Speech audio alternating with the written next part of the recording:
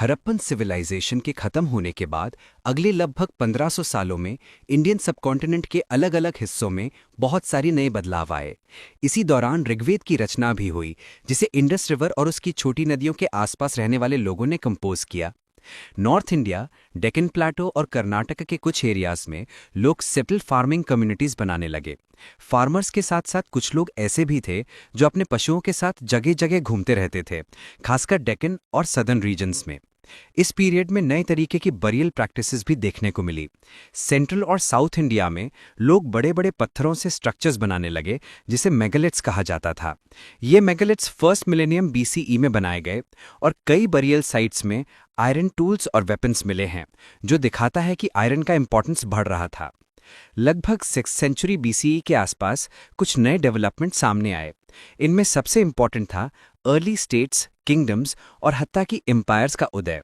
इन political बदलावों का संबंध फार्मिंग में आ रहे इंप्रूवमेंट से था, क्योंकि एग्रीकल्चर ज़्यादा ऑर्गेनाइज्ड और प्रोडक्टिव होता जा रहा था। इसी समय सबकॉन्टिनेंट के कई हिस्सों में नए टाउन्स भी उभरने लगे। इन सब चेंजेस को समझने के लिए हिस्टोरियंस इंस्क्रिप्शंस, एंशिएंट टेक्स्ट्स, पुराने कॉइन्स और पिक्चर्स जैसे सोर्सेज का स्टडी करते हैं। लेकिन इन सोर्सेज के साथ काम करना आसान नहीं होता, क्योंकि सभी सोर्सेज को मिलाकर भी हमें पूरी कहानी नहीं मिलती। इंस्क्रिप्शंस का स्टडी एपिग्राफी कहलाता है। इंडियन इंस्क्रिप्शन स्टडीज में कुछ सबसे बड़ी डिस्कवरीज 1830s में हुई।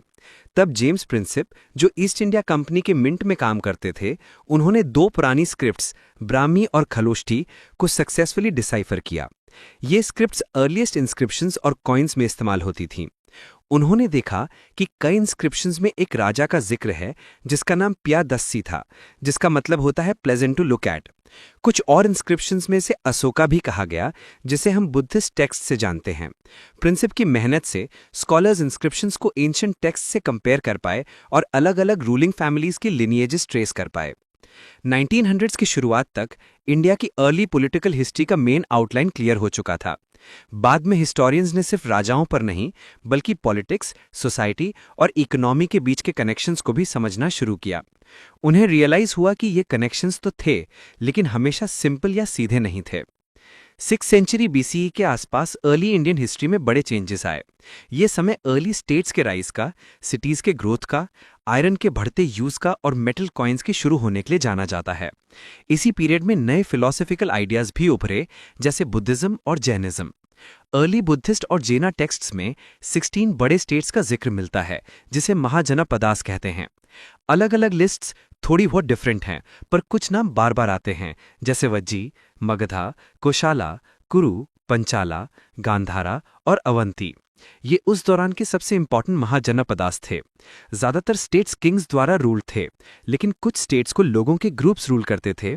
इन्हें गनास या संघास कहा जाता था, जो बेसिकली ओलिगार्कीज थे, जहां कई लोग, जिसे आमतौर पर सभी राजा ही कहा जाता था, मिलकर पावर शेयर करते थे। महावीरा और बुद्धा दोनों ऐसे ही गना कम्युनिटीज से बिलोंग करते थे। कुछ गनास, जैसे वज्जी संघा में राजा लोग शायद लैंड जैसे रिसोर्सेज को मिल बांटकर चलाते थे। सोर्सेज लिमिटेड हैं, लेकिन हमें पता है कि इनमें से कुछ स्टेट्स लगभग 1000 सालों तक टिके रहे। हर महाजनपद की एक कैपिटल सिटी होती थी और इन सिटीज के आसपास मजबूत वॉल्स बनाई जाती थीं। इन फोर्टिफिकेशंस को मेंटेन करना, साथ ही बढ़ते हुए आर्मीज और अर्ली एडमिनिस्ट्रेटिव सिस्टम्स को सपोर्ट करना बहुत रिसोर्सेज मांगता था। 6th सेंचुरी बीसीई से ब्राह्मणास ने संस्कृत टेक्स्ट लिखने शुरू किए, जिन्हें धर्मसूत्रास कहते हैं। इन बुक्स में रूलर्स को कैसे बिहेव करना चाहिए, इसकी गाइडलाइंस दी गई हैं। आइडियली रूलर्स क्षत्रियास होने चाहिए थे। उन्हें फार्मर्स, ट्रेडर्स और क्राफ्ट्समैन से टैक्सेस और ट्रिब्यूट्स कलेक्ट करने की सलाह दी गई थी। यहाँ क्लियर नहीं है कि क्या पैस्टोरलिस्ट्स और फॉरेस्ट ड्वेलिंग ग्रुप से भी रिसोर्सेज कलेक्ट किए जाते थे या नहीं। पड़ोसी टेरिटरीज पर रेड करना वेल्थ पाने का एक एक्सेप्टेड तरीका था। धीरे धीरे कुछ स्टेट्स ने परमानेंट आर्मीज और रेगुलर एडमिनिस्ट्रेटिव सिस्टम्स बनाए, जबकि कुछ जगहों पर आम लोग, खासकर पेजेंट्स को मिलिशिया के रूप में जरूरत पड़ने पर बुलाया जाता था। 6th सेंचुरी से 4th सेंचुरी बीसीई के बीच मगधा, जो आज के बिहार में है, धीरे धीरे सभी 16 महाजनपदास में से सबसे स्ट्रांग और पावरफुल बन गया। मॉडर्न हिस्टोरियंस इस बात को समझाने के लिए कई रीजंस देते हैं। उनका कहना है कि मगधा की लैंड बहुत फर्टाइल थी, इसलिए फार्मिंग यहाँ बाकी रीजन्स के कंपैरिजन में ज्यादा सक्सेसफुल थी। इससे ज्यादा खाना प्रोड्यूस होता था और एक लार्ज पॉपुलेशन को सपोर्ट मिलता था। इस एरिया को झारखंड वाले रीजन में मिलने वाले आयरन माइंस का इजी एक्सेस भी था और ये आयरन टूल्स और वेपन्स बनाने के लिए बहुत काम आता था। एलिफेंट्स जो उस समय की आर्मीज का एक इंपॉर्टेंट हिस्सा थे, मगधा के आसपास के फॉरेस्ट्स में रहते थे जिसे पकड़कर ट्रेन किया जा सकता था। गंगा और उसकी कई ब्रांचेस इस रीजन से होके गुजरती थीं, जिससे ट्रैवलिंग और गुड्स ट्रांसपोर्ट करना चीप और इजी हो जाता था। लेकिन अर्ली बुद्धिस्ट और जैना राइटर्स जिन्होंने मगधा के बारे में लिखा, उनका एक्सप्लेनेशन अलग है। उनके अकॉर्डिंग मगधा इसलिए पावरफुल नहीं बना क्योंकि उसके पास ज्योग्राफी और नेचुरल रिसोर्सेज थे, बल्कि इसलिए क्योंकि उसके रूलर स्ट्रांग और डिटरमाइंड लीडर्स थे। उन्होंने मगधा की ऐसे किंग्स का जिक्र किया है जो बहुत एम्बिशियस और कभी-कभी रूथलेस भी थे। इनमें सबसे फेमस थे बिंबिसारा, उनका बेटा अजातशत्रु और बाद में महापद्मानंदा। इन किंग्स ने ऐसी पॉलिसीज बनाई जो मगधा को एक्सपैंड करने और ज्यादा स्ट्रांग बनने में मदद करती थी, और उन्हें केपेबल मिनिस्टर्स का सपोर्ट भी मिलता था जो उनके ऑर्डर्स को इफेक्टिवली कैरी आउट करते थे। शुरुआत में मगधा की कैपिटल राजगहा थी, जो आज के बिहार में राजगीर के नाम से जानी जाती है। इंटरेस्टिंगली राजगहा का लिटरल मीनिंग होता है हाउस ऑफ द किंग।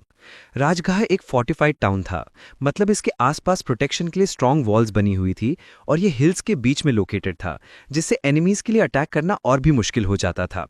बाद में 4th सेंचुरी BCE में कैपिटल को शिफ्ट करके पाटलिपुत्रा बनाया गया, जो आज का पटना है। ये नई कैपिटल ऐसी जगह पर थी जहां से रूलर्स गंगा के साथ चलने वाले इंपॉर्टेंट रिवर रूट्स को आसानी से कंट्रोल और मॉनिटर कर सकते थे। मगधा की राइज ने आखिरकार मौर्यन एम्पायर के क्रिएशन तक लीड किया। चंद्रगुप्त मौर्य, जिन्होंने लगभग 321 BCE के आसपास इस एम्पायर की फाउंडेशन रखी, उन्होंने अपने रूल को नॉर्थ वेस्ट डायरेक्शन में बहुत दूर तक एक्सपैंड किया, जहां आज अफगानिस्तान और बलूचिस्तान के एरियाज आते हैं। उनके ग्रैंडसन अशोका, जो अर्ली इंडिया के ग्रेटेस्ट रूलर्स में से माने जाते हैं, उन्होंने बाद में कलिंगा को कॉन्कर किया, जो आज के कोस्टल ओडिशा का रीजन है। मौर्यन एम्पायर के हिस्ट्री को समझने के लिए हिस्टोरियंस ने कई तरह के सोर्सेज का यूज किया है। Archaeological finds, specially sculptures, important clues देते हैं। उस टाइम की कुछ राइटिंग्स भी मिलती हैं, जैसे मेगस्थनीज का अकाउंट, जो एक ग्रीक एम्बेसडर था और चंद्रगुप्त मौर्य के कोर्ट में रहता था। यदि कि उनका काम सिर्फ ब्रोकन पार्ट्स में बचा है, फिर भी वो वैल्यूएबल इंफॉर्मेशन देता है। एक और इंपॉर्टेंट टेक्स्ट अर्थशास्त्र है, जिसके कुछ पार्ट शायद कौटिल्य या चाणक्य ने लिखे हों, जो चंद्रगुप्त के मिनिस्टर माने जाते हैं। मौर्यास का मेंशन लेटर बुद्धिस्ट, जैना और पुराणिक टेक्स्ट्स में भी मिलता है, साथ ही संस्कृत लिटरेरी वर्क्स में भी। लेकिन इन सब सोर्सेज में सबसे वैल्यूएबल अशोका के इंस्क्रिप्शंस माने जाते हैं, जो उनके रूल अराउंड 272-268 से 231 BCE के दौरान रॉक्स और पिलर्स पर कार्व किए गए थे। अशोका इंडियन हिस्ट्री के पहले रूलर थे जिन्होंने अपने मैसेजेस को लोगो और ऑफिशियल्स के लिए स्टोन सरफेसेस पर लिखवाया, नेचुरल रॉक्स पर भी और ब्यूटीफुली पॉलिश्ड पिलर्स पर भी। इन इंस्क्रिप्शंस के थ्रू उन्होंने धम्मा का आइडिया एक्सप्लेन किया, जिसका मतलब उनके लिए सिंपल मॉरल टीचिंग्स थी, जैसे एल्डर्स का रिस्पेक्ट करना, ब्राह्मणस और उन लोगों पर जेनरस होना जिन्होंने वर्ल्डली लाइफ छोड़ दी हो, सर्वेंट्स और स्लेव्स के साथ काइंडनेस से पेश आना, और अपने अलावा दूसरी रिलीजन्स और ट्रेडिशंस का भी रिस्पेक्ट करना। मौर्यन एम्पायर के 5 मेजर पॉलिटिकल सेंटर्स थे। सबसे मेन थी कैपिटल पाटलिपुत्रा और बाकी 4 थे तक्षशिला, उज्जैनी, तोसाली और सुवर्णगिरी। इन सभी जगहों का मेंशन अशोका के इंस्क्रिप्शंस में मिलता है। जब हम इन इंस्क्रिप्शंस का कंटेंट पढ़ते हैं तो हमें हर जगह सेम मैसेजेस दिखाई देते हैं, चाहे वो पाकिस्तान के नॉर्थ वेस्ट फ्रंटियर प्रोविंस वाले माउंटेनियस रीजन्स हों या आंध्र प्रदेश और ओडिशा और उत्तराखंड के रीजन्स। क्योंकि मैसेजेस इतने यूनिफॉर्म थे, इससे लग सकता है कि एम्पायर की एडमिनिस्ट्रेशन हर जगह परफेक्ट और यूनिफॉर्म थी। लेकिन हिस्टोरियंस अब मानते हैं कि यह पॉसिबल नहीं था, क्योंकि एम्पायर के डिफरेंट एरियाज एक दूसरे से बहुत अलग थे। अफगानिस्तान के हिली रीजन्स का ओडिशा के कोस्टल एरियाज से बहुत कम संबंध था। इसलिए एडमिनिस्ट्रेशन प्रोबेबली कैपिटल और प्रोविंशियल सेंटर्स के आसपास ही सबसे स्ट्रांग थी। ये सेंटर्स रैंडमली चूज नहीं किए गए थे। तक्षशिला और Ujjaini important long distance trade routes पर थे, जबकि सुवर्णगिरी, जिसका मतलब गोल्डन माउंटेन है, शायद कर्नाटका के गोल्ड माइंस को कंट्रोल करने के लिए चूज किया गया था। एम्पायर के अंदर कम्युनिकेशन बहुत एसेंशियल था। सेंटर से दूर प्रोविंसेस तक ट्रैवल करने में वीक्स या मंथ्स लग जाते थे। इसका मतलब था कि ट्रैवलर्स को फूड, वाटर, शेल्टर और प्रोटेक्शन प्रोवाइड करना जरूरी था। नेचुरली आर्मी ने इन लॉन्ग जर्नीज को सेफ बनाने में मेजर रोल प्ले किया। मेगस्थनीज मेंशन करता है कि एक कमेटी थी जिसके 6 सब कमिटीज मिलिट्री एक्टिविटीज मैनेज करती थी। हर सब कमेटी की अलग रिस्पॉन्सिबिलिटी थी।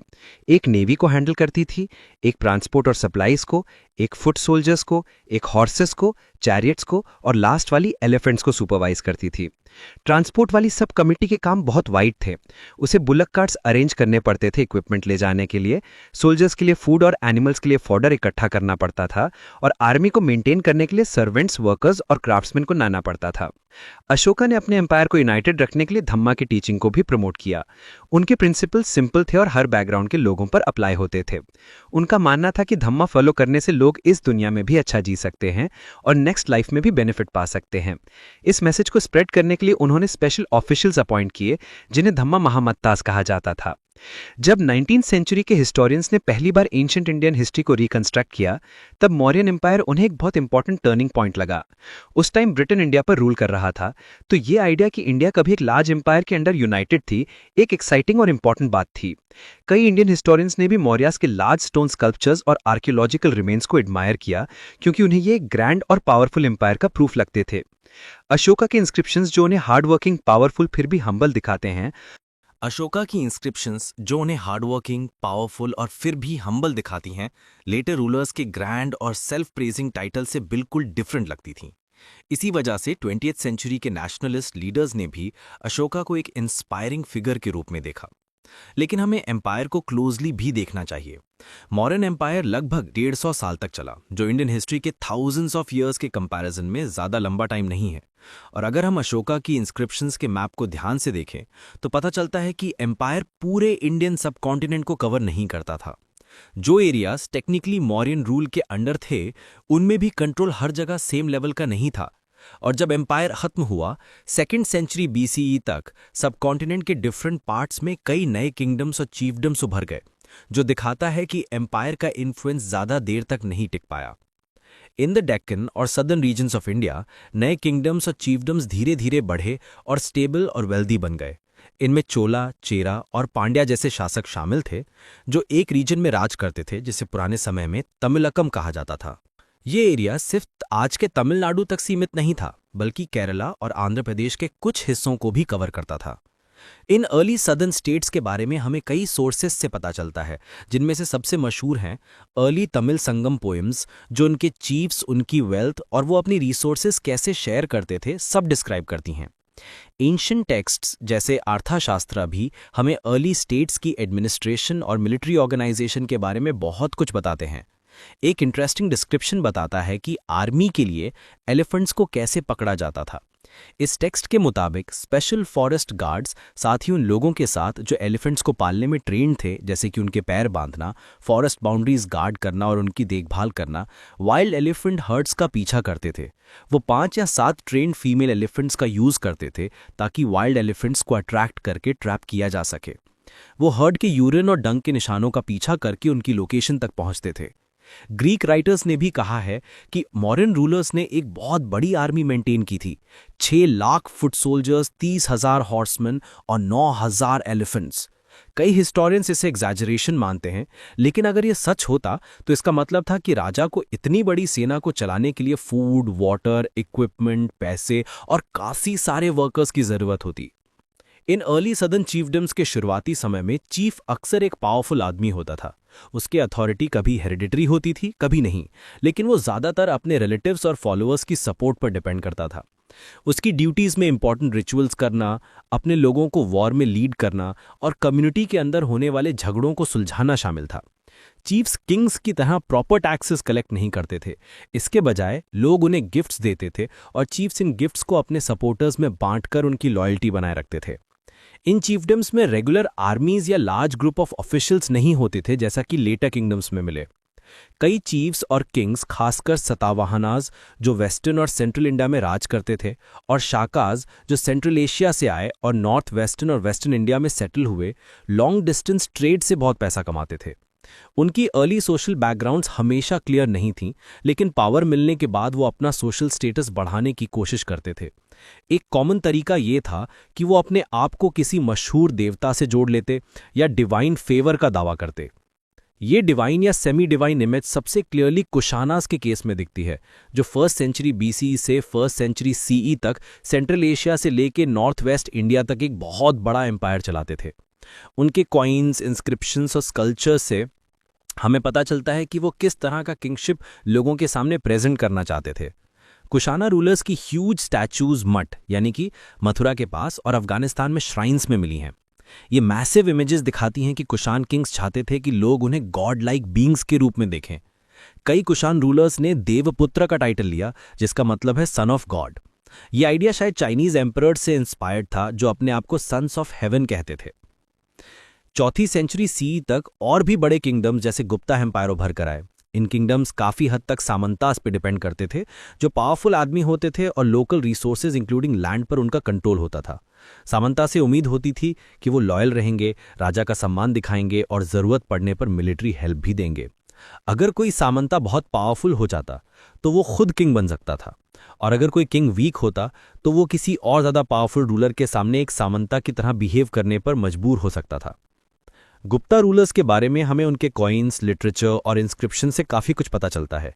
इन इंस्क्रिप्शंस में एक इंपॉर्टेंट कैटेगरी होती है प्रशस्ति, जो कोर्ट पोएट्स द्वारा लिखी गई एक फॉर्मल पोएटिक प्रेज होती है। हिस्टोरियंस इन प्रशस्ति से रियल हिस्टोरिकल फैक्ट्स निकालने की कोशिश करते हैं, लेकिन ये याद रखना जरूरी है कि ये बेसिकली किंग को ग्लोरीफाई करने के लिए लिखी जाती थी, और उस समय के लोग इसे ज्यादातर उनकी पोएटिक ब्यूटी के लिए वैल्यू करते थे, ना कि हिस्टोरिकल एक्यूरेसी के लिए। एक बहुत फेमस एग्जाम्पल है प्रयाग प्रशस्ति, जिसे अलाहाबाद पिलर इंस्क्रिप्शन भी कहा जाता है। ये संस्कृत में लिखी गई थी हरिसेना द्वारा, जो समुद्रगुप्ता यानी कि 4th सेंचुरी सीई के एक बहुत शक्तिशाली गुप्ता रूलर के कोर्ट पोएट थे। इस इंस्क्रिप्शन में समुद्रगुप्ता की बहुत ही ग्रैंड टर्म्स में प्रेज की गई है। इसमें लिखा है कि दुनिया में कोई उन्हें हरा नहीं सकता था, कि उनकी अच्छाई और नोबल एक्शंस ने बाकी किंग्स की फेम को डिस्ट्रॉय कर दिया, और वो सुप्रीम बीइंग की तरह थे जो अच्छे लोगों की हेल्प करता है और बुरे लोगों को पनिश करता है। उन्हें ऐसा बताया गया है कि उनका दिल सिर्फ डिवोशन और ह्यूमिलिटी से जीता जा सकता था। वो कंपैशन से भरे हुए थे, उन्होंने लाखों गाय दान की, और वो गरीबों, सफरिंग और हेल्पलेस लोगों की हेल्प करने में डेडिकेटेड थे। उन्हें कुबेरा, वारुणा, इंद्रा और यमा जैसे ग्रेट गॉड से कंपेयर किया गया है, उनकी ग्लोरी और काइंडनेस को एम्फसाइज करते हुए। तमिल एपिक सिलप्पा दिक्करम में एक स्टोरी है जहां पांड्या चीफ सेंगुटूवन एक फॉरेस्ट का विजिट करता है। जैसे ही वो पहुंचता है, माउंटेन में रहने वाले लोग गाते और नाचते हुए नीचे आते हैं। वो उसके लिए बहुत सारे गिफ्ट्स लाते हैं, बिल्कुल वैसे ही जैसे कि डिफीटेड लोग एक विक्टोरियस रूलर को रिस्पेक्ट दिखाते हैं। वो ivory, fragrant woods, deer hair fans, honey, sandalwood, red और येलो मिनरल्स, कार्डमम, पेपर जैसे स्पाइसेस और कई फॉरेस्ट प्रोडक्ट्स पेश करते हैं।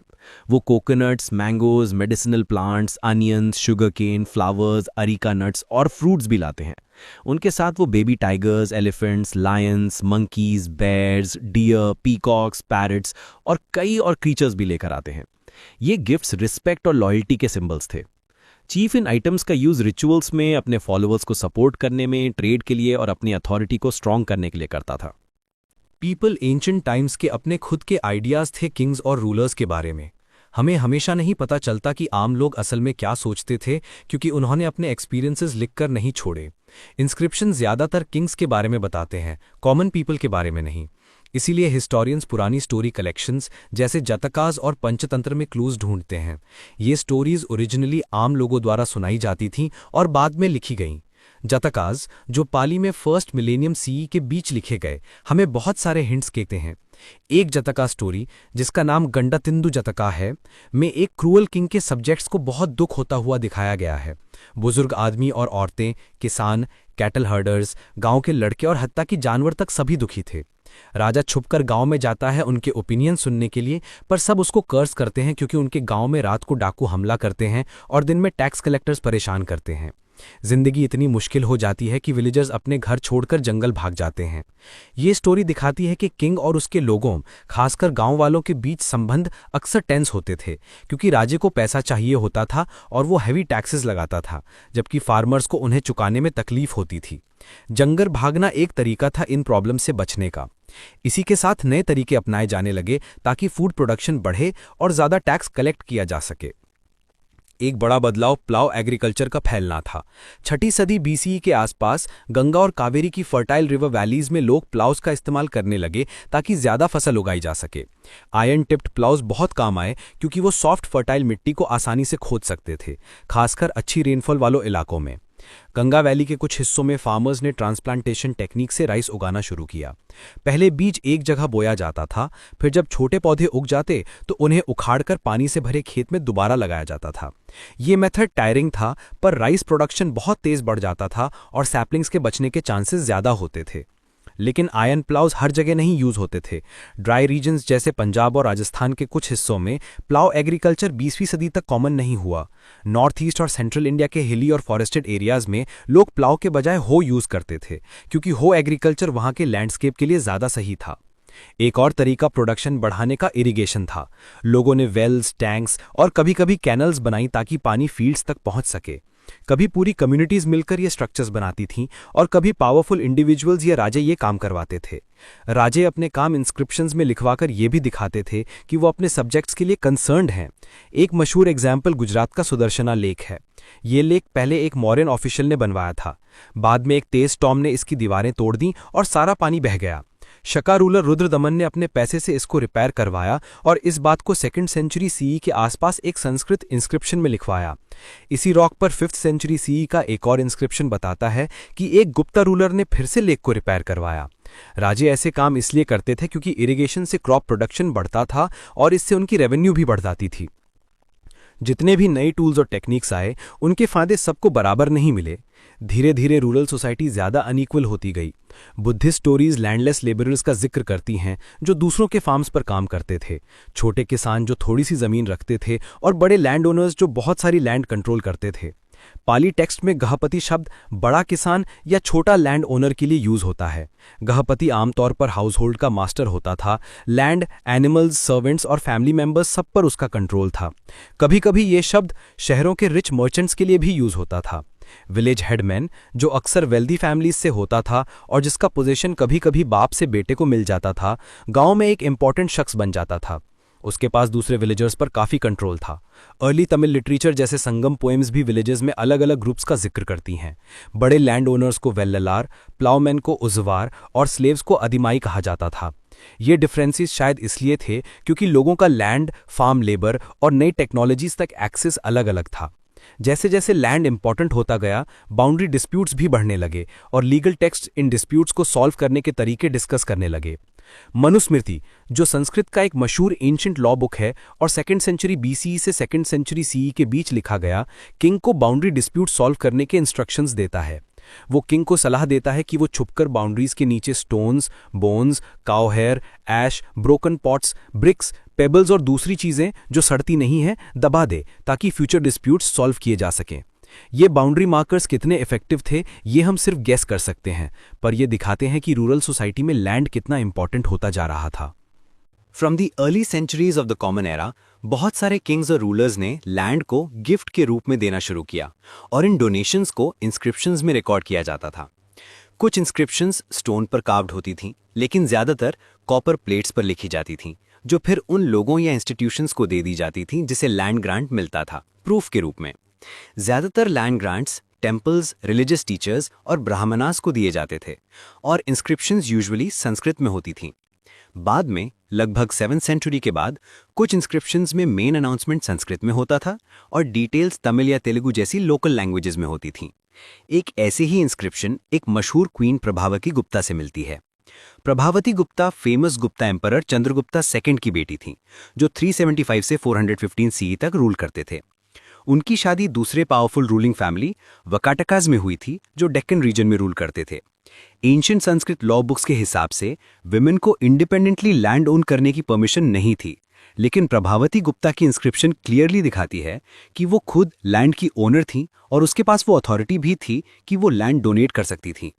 शायद ये इसलिए हुआ क्योंकि वो एक हाई स्टेटस क्वीन थी, तो उनका केस स्पेशल था।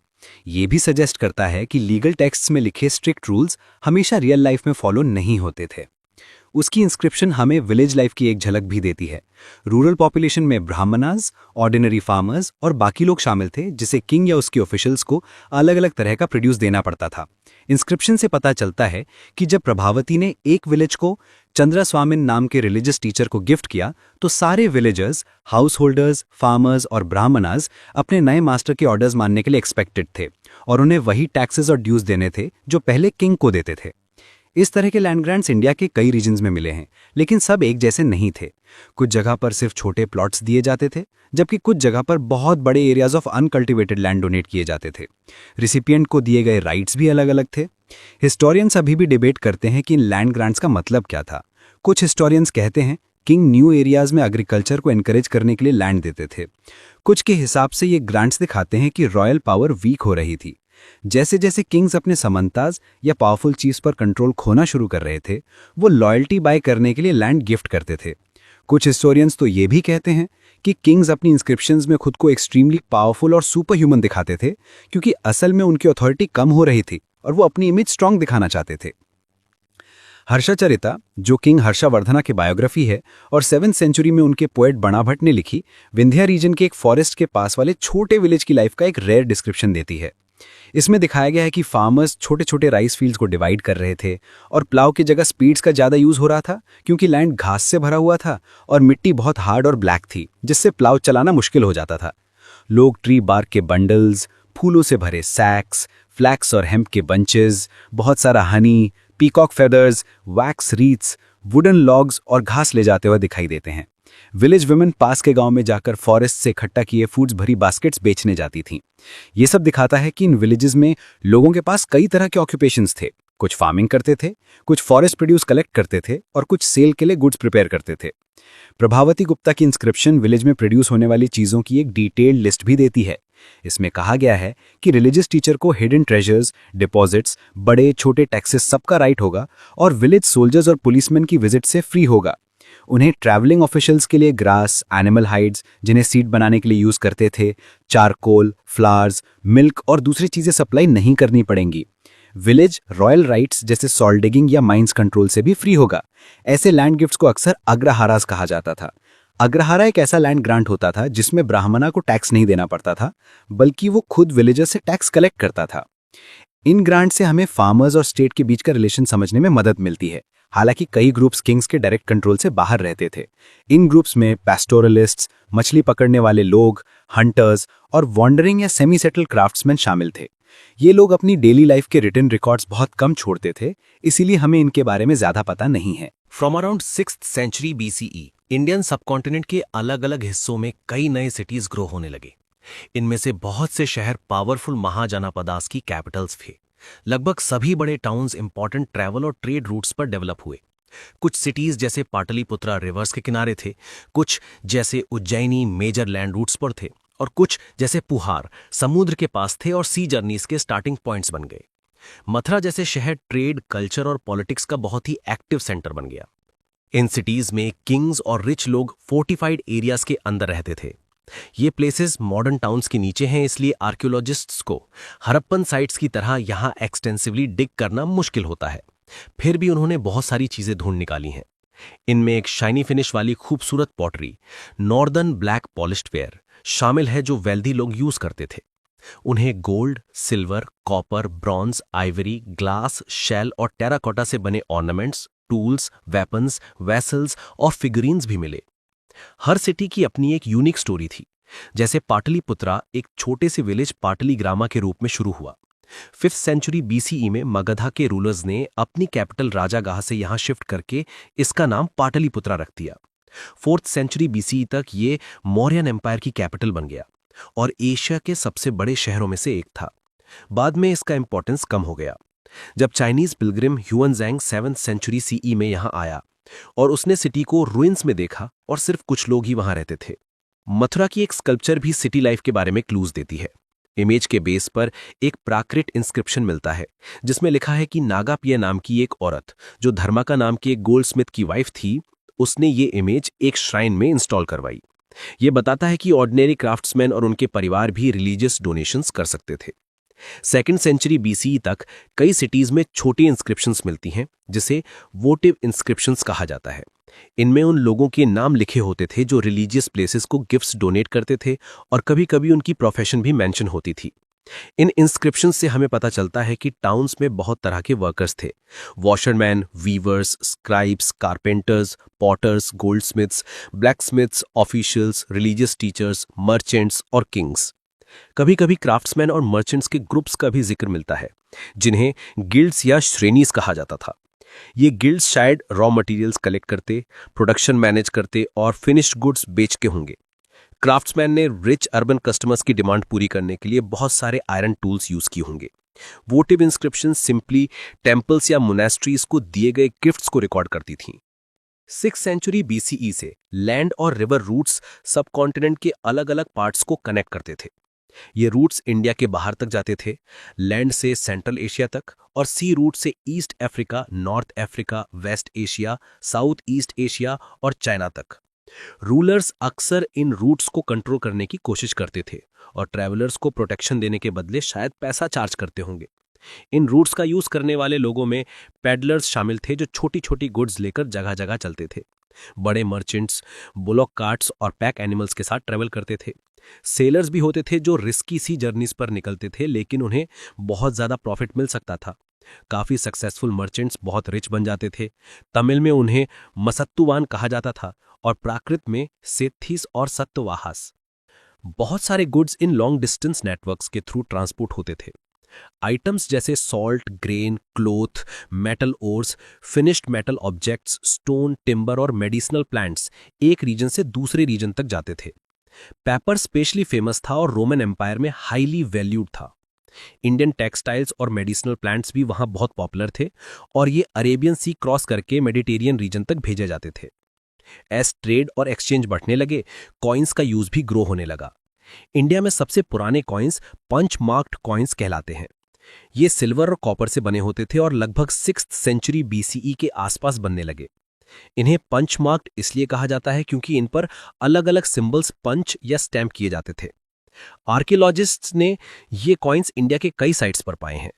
कॉइन्स को स्टडी करने वाले एक्सपर्ट्स, जिन्हें न्यूमिस्मैटिस्ट्स कहा जाता है, इन कॉइन्स की हेल्प से पुराने ट्रेड नेटवर्क्स और गुड्स एक्सचेंज को समझते हैं। कुछ स्कॉलर्स ने पंचमार्क कॉइन्स पर बने सिंबल्स को उस समय की रूलिंग फैमिलीज इंक्लूडिंग मौर्यास से मैच करने की कोशिश की है। इससे यह आइडिया मिलता है कि इनमें से काफी कॉइन्स किंग्स ने इशू किए होंगे। लेकिन यह भी पॉसिबल है कि ट्रेडर्स, बैंकर्स और टाउन के रेजिडेंट्स ने भी कुछ कॉइन्स खुद बनाए हों। पहले कॉइन्स जिनमें रूलर्स के नाम और पिक्चर्स क्लियरली दिखते हैं, इंडो ग्रीक्स ने 2nd सेंचुरी BCE के आसपास इशू किए, जब उनका नॉर्थ वेस्टर्न सब कॉन्टिनेंट पर कंट्रोल था। बाद में कुशानास ने 1st सेंचुरी CE में बहुत लार्ज क्वांटिटी में गोल्ड कॉइन्स इशू करना शुरू किया। ये इंडिया के अर्लीस्ट मेजर गोल्ड कॉइन्स थे।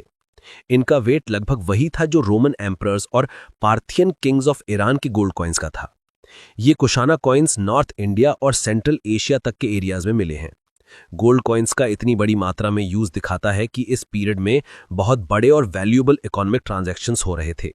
आर्कियोलॉजिस्ट्स को साउथ इंडिया के कई साइट्स पर रोमन गोल्ड कॉइन्स के होर्ड्स भी मिले हैं। ये प्रूव करता है कि ट्रेड नेटवर्क्स पॉलिटिकल बाउंड्रीज से बहुत आगे तक फैली हुई थी।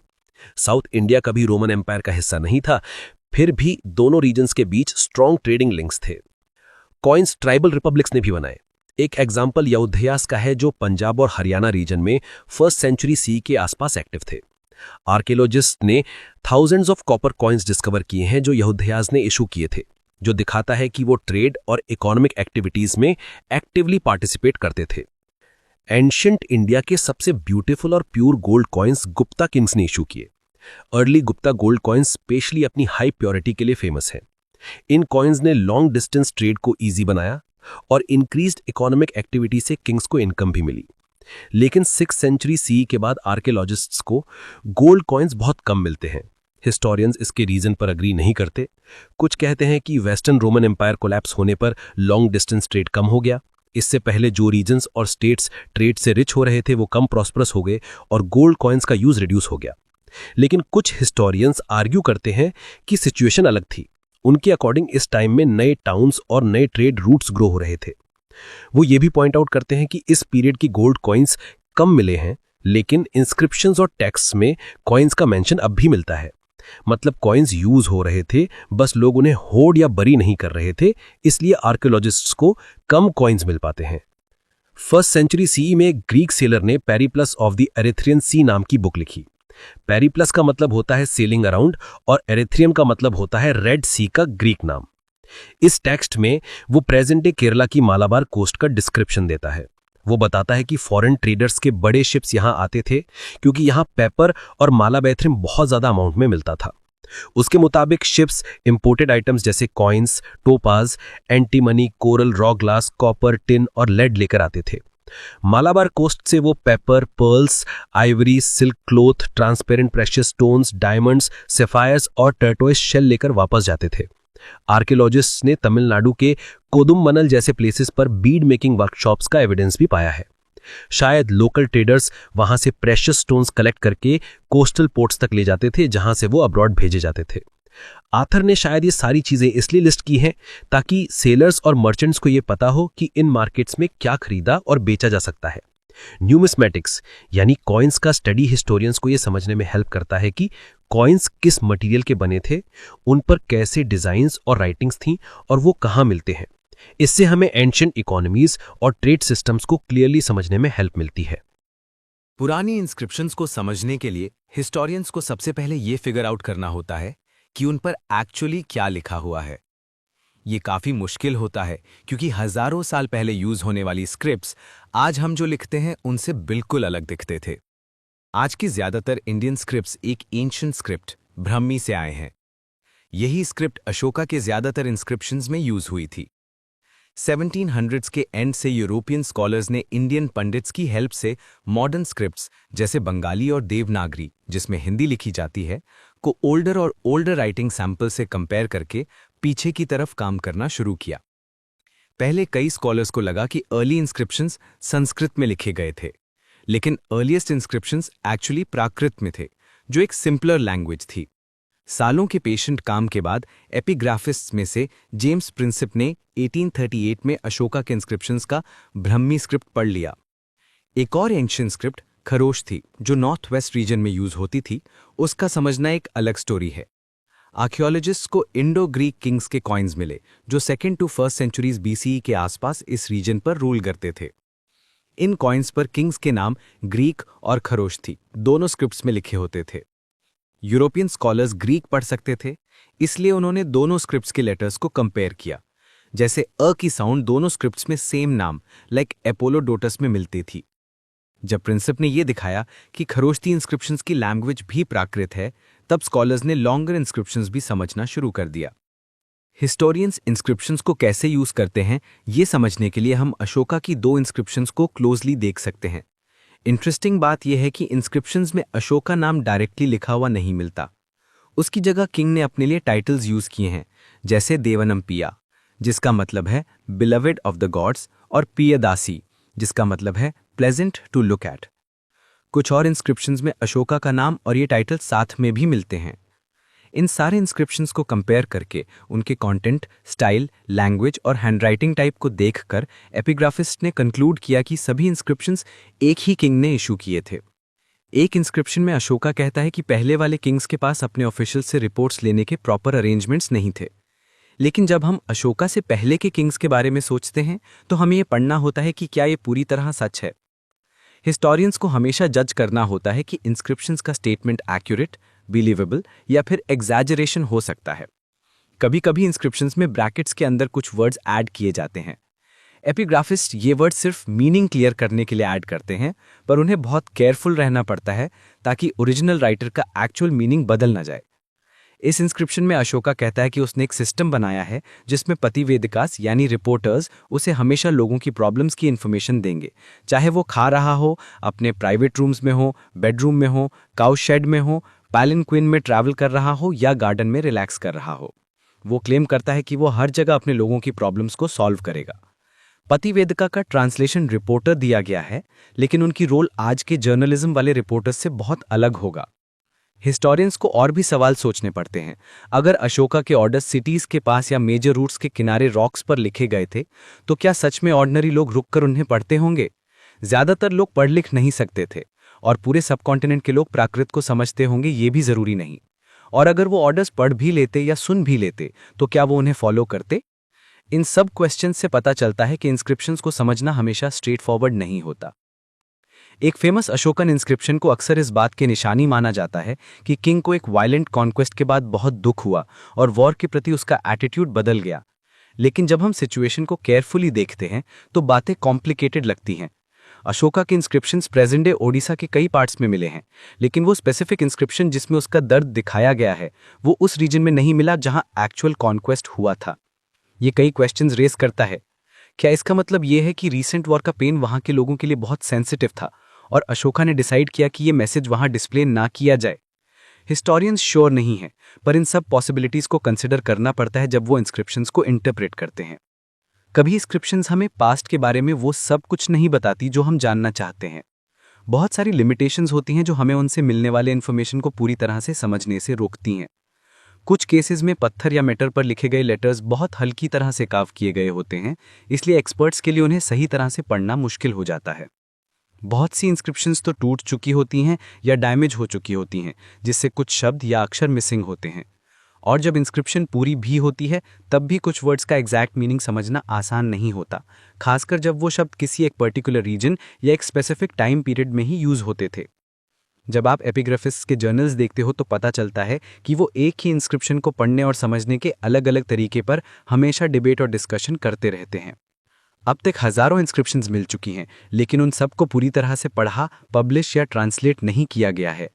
ये याद रखना भी ज़रूरी है कि पुराने समय में और भी बहुत सारी इंस्क्रिप्शंस होंगी जो अब हमें नहीं मिलती, क्योंकि वक्त और प्राकृतिक कारणों ने उन्हें ख़त्म कर दिया। इसलिए जो इंस्क्रिप्शंस हमारे पास आज हैं वो सिर्फ उनका एक छोटा सा हिस्सा है जो कभी लिखी गई होंगी। एक और बड़ी लिमिटेशन भी होती है, इंस्क्रिप्शंस हमेशा वो सब रिकॉर्ड नहीं करती जो हम आज के नज़रिए से हिस्ट्री को समझने के लिए इंपॉर्टेंट समझते हैं। जैसे ये कभी आम जिंदगी के बारे में नहीं बताती, जैसे सिंपल फार्मिंग मेथड्स, आम लोगों की डेली खुशियां या प्रॉब्लम्स, या फिर गांव की रोजमर्रा की एक्टिविटीज। इंस्क्रिप्शंस ज़्यादातर कारों या खास घटनाओं पर फोकस करती हैं, जैसे राजाओं की विजय, डोनेशंस, रिलीजियस मैसेजेस या इंपॉर्टेंट ऑर्डर्स। और जो कुछ भी लिखा होता है वो यूजुअली उसी व्यक्ति का पॉइंट ऑफ व्यू होता है जिसने उस इंस्क्रिप्शन को बनवाया था, अक्सर कोई राजा या कोई पावरफुल इंसान। इसका मतलब है कि हमें बैलेंस्ड और कंप्लीट हिस्ट्री पाने के लिए इंस्क्रिप्शंस को दूसरे सोर्सेज के साथ कंपेयर करना ज़रूरी होता है। इसी वजह से इंस्क्रिप्शंस अकेले हमें पॉलिटिकल या इकोनॉमिक हिस्ट्री का पूरा पिक्चर नहीं दे सकती। हिस्टोरियंस हमेशा पुराने और नए एविडेंस को बहुत केयरफुली एग्जामिन करते हैं। पहले के हिस्टोरियंस, खासकर जो 19th सेंचुरी के लेट पीरियड और अर्ली 20th सेंचुरी में काम कर रहे थे, वो राजाओं की जिंदगी और उनकी अचीवमेंट्स में ज़्यादा इंटरेस्टेड थे। लेकिन मिड 20th सेंचुरी के बाद हिस्टोरियंस ने इकोनॉमिक चेंजेस और अलग अलग सोशल ग्रुप्स की डेवलपमेंट जैसे टॉपिक्स को स्टडी करना शुरू किया। आखिरी के कुछ डेकेड्स में रिसर्चर्स मार्जिनलाइज ग्रुप्स, जिन लोगों की आवाज़ पुराने टेक्स्ट या इंस्क्रिप्शंस में बहुत कम सुनाई देती थी, के बारे में ज़्यादा जानकारी लेना चाहते हैं। ये नई अप्रोच हिस्टोरियंस को पुराने एविडेंस को फिर से देखने और हिस्ट्री को और गहराई और इंक्लूसिवनेस के साथ स्टडी करने के नए तरीके बनाने के लिए एनकरेज करेगी।